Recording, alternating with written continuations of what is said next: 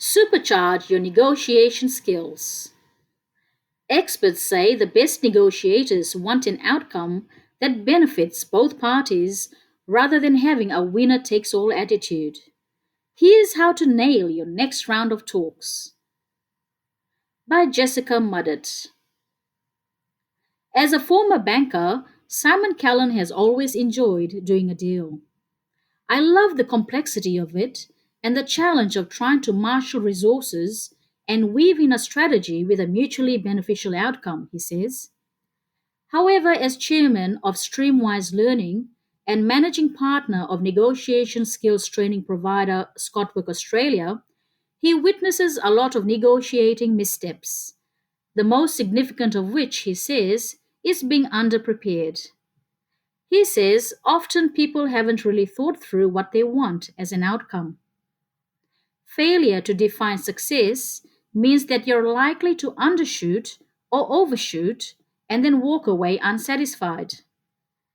He says a failure to define success can also stem from spending time mulling over a desired outcome, but with the sole focus being on one's own side of the bargain.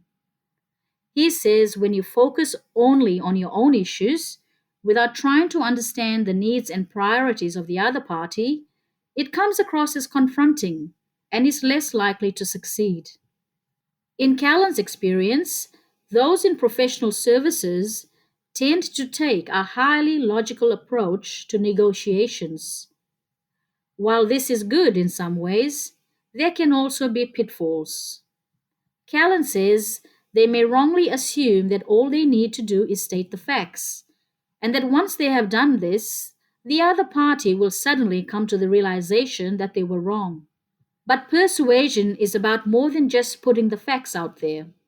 Amanda Williams from the global firm Conferry says listening is extremely important, but it's often in short supply during negotiations.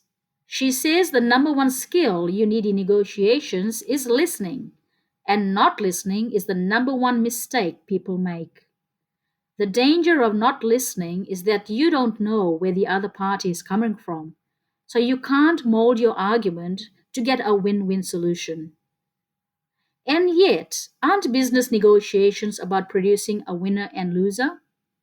Not at all, say experts, at least not if an ongoing relationship with the other party is valued. Negotiation theory sets out two types of negotiation: transactional and mutual gain.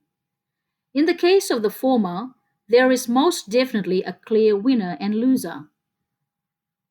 Simon Callan says you don't need a lot of skill to be the winner of a transactional negotiation. You just need a lot of power. He says if you have a lot of pricing power in a negotiation, you can simply say, take it or leave it. But the consequence of that is that there's no relationship. When asked whether this is the type of negotiating property tycoon and former US President Donald Trump, author of The Art of the Deal, excels at, Callan's reply is diplomatic. He says, I've only read excerpts of the book. I would just say that some industries are more focused on transactional negotiations, and property development is one of them. When it comes to con artists, who are clearly out for their own gain at the expense of others, Simon Callan says there's a couple of things we can still learn from their success. What is it that makes con artists successful? In a word, Callan says, it's confidence. Another thing that con artists do naturally is win trust, and they win it quickly. That may be where the lesson ends. Simon Callan says con artists don't have a conscience. They're psychopathic and don't care about the other party, so the truth of what they're saying is unimportant to them. When making concessions for a mutually beneficial result, how do you know when to be flexible and when to stand your ground? It helps if both parties begin discussions by setting out the areas of least flexibility. This prevents time being wasted on pointless back and forth. For each point, be prepared to either agree, trade it for something else, or reject it and move on. There may be wiggle room at the end of the conversation, and simply arguing a point ad nauseum will get the discussion somewhere. Cara Atkinson, Chief Executive Officer at Sydney based The Sales Recruiter, says that when it comes to salary negotiations, well considered concessions are most important. She recently worked with a job candidate who wasn't satisfied with the first job offer he received. He asked her to go back and ask for a company car, changes to the bonus structure, and a higher relocation fee. She says, I told him we needed to work out what we were going to give to get those things in return. It didn't matter so much what those things were, it was about not having a scale that was completely weighted to our side, she explains. He changed a few things that were minimal in his eyes, such as his start date and probationary period. She says by conceding first, the other party is automatically more inclined to give back. However, should things get heated, consider taking a short break. This also provides a great opportunity for a huddle with other members of your negotiating team.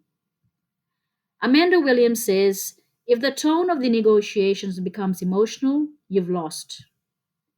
I know from my own experience that when people become aggressive or unreasonable, I become calmer. My perception is there is usually something underpinning it, whether they're unsure of their own position or there is some other insecurity.